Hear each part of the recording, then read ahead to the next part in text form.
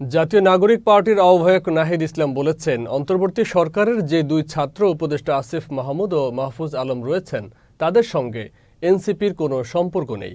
তারা যদি রাজনীতি ও নির্বাচন করতে চান তাহলে তারা সরকারে থেকে সেটা পারবেন না। তখন তারা সরকার থেকে বের হয়ে তাদের মতো সিদ্ধান্ত নেবেন। দুপুরে রাজধানীর বাংলা মোটরে অস্থায়ী কার্যালয়ে এক সংবাদ সম্মেলনে তিনি এসব কথা বলেন। নাহিদ বলেন, তারা গণঅভ্যুত্থানের পরিপ্রেক্ষিতে গণঅভ্যুত্থানের প্রতিনিধি হিসেবে সেই সময়ে সরকারে গিয়েছিলেন। এদিকে বর্তমান বাংলাদেশ একটি ক্রান্তিকালীন সময় অতিক্রম করছে মন্তব্য করে জাতীয় নাগরিক পার্টির সদস্য সচিব আখতার হোসেন বলেছেন, বাংলাদেশের রাজনীতিতে ১/১১-র আভাস লক্ষ্য করা যাচ্ছে। বাংলাদেশ বর্তমানে একটি ক্রান্তিকালীন সময় অতিবাহিত করছে।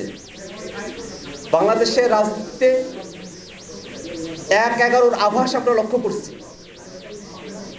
বাংলাদেশের জনগণ যে আকাঙ্ক্ষার ভিত্তিতে ২৪শে অভ্যুত্থানে শরিক হয়েছিলেন, সে আকাঙ্ক্ষাগুলো অপূর্ণ রয়ে যাবার নানা ধরনের সম্ভাবনার জায়গা তৈরি হয়েছে।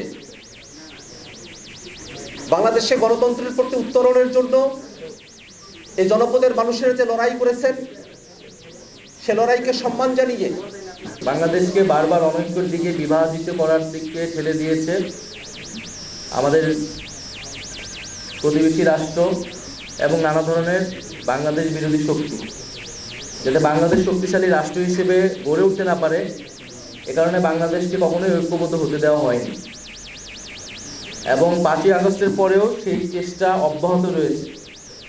আমরা দেখছি যে ভারতীয় মিডিয়ায় নানা ধরনের প্রচারণা চলছে, বাংলাদেশকে নিয়ে নানা ধরনের সেখানে অপপ্রচার চলছে।